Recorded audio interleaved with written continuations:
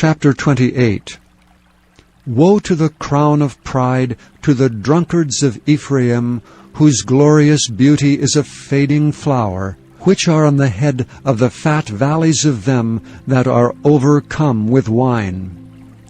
Behold, the Lord hath a mighty and strong one, which as a tempest of hail and a destroying storm, as a flood of mighty waters overflowing, shall cast down to the earth with the hand. The crown of pride, the drunkards of Ephraim, shall be trodden under feet, and the glorious beauty which is on the head of the fat valley shall be a fading flower, and as the hasty fruit before the summer, which when he that looketh upon it seeth, while it is yet in his hand, he eateth it up.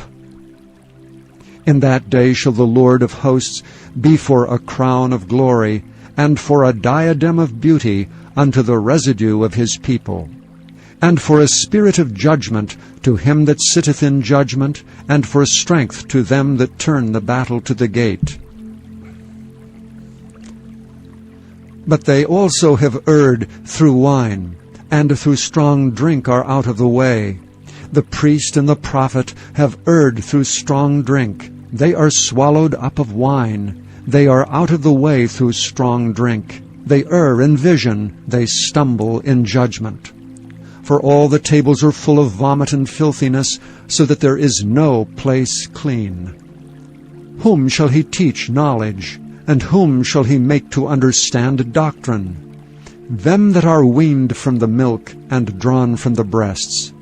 For precept must be upon precept, precept upon precept, line upon line, line upon line, here a little and there a little.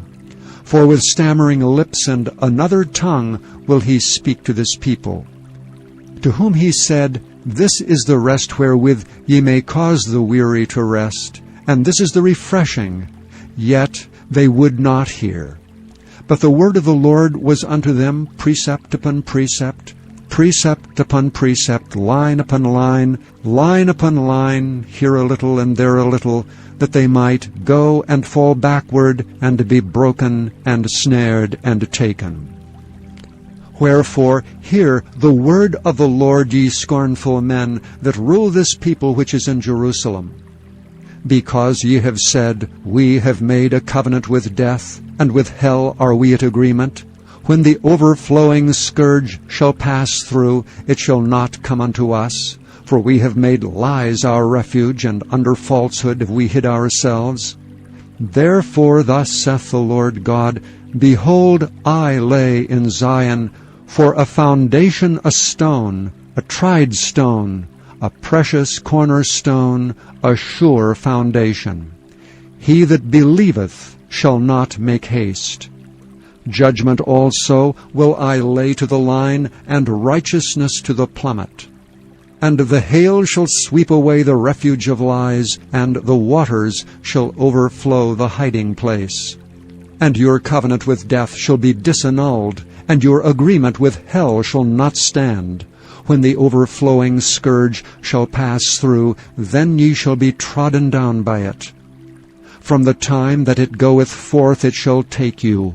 For morning by morning shall it pass over, by day and by night, and it shall be a vexation only to understand the report. For the bed is shorter than that a man can stretch himself on it, and the covering narrower than he can wrap himself in it. For the Lord shall rise up as in Mount Perazim, he shall be wroth as in the valley of Gibeon, that he may do his work, his strange work, and bring to pass his act, his strange act. Now therefore be ye not mockers, lest your bands be made strong. For I have heard from the Lord God of hosts a consumption, even determined upon the whole earth. Give ye ear, and hear my voice. Hearken, and hear my speech. Doth the plowman plow all day to sow? Doth he open and break the clods of his ground? When he hath made plain the face thereof, doth he not cast abroad the fitches, and scatter the cumin, and cast in the principal wheat, and the appointed barley, and the rye in their place? For his God doth instruct him to discretion, and doth teach him. For the fitches are not threshed with a threshing instrument, neither is a cartwheel turned about upon the cummin, but the fitches are beaten out with a staff, and the cummin with a rod. Bread corn is bruised, because he will not ever be threshing it, nor break it with the wheel of his cart, nor bruise it with his horsemen. This also cometh from the Lord of hosts, which is wonderful in counsel, and excellent in working.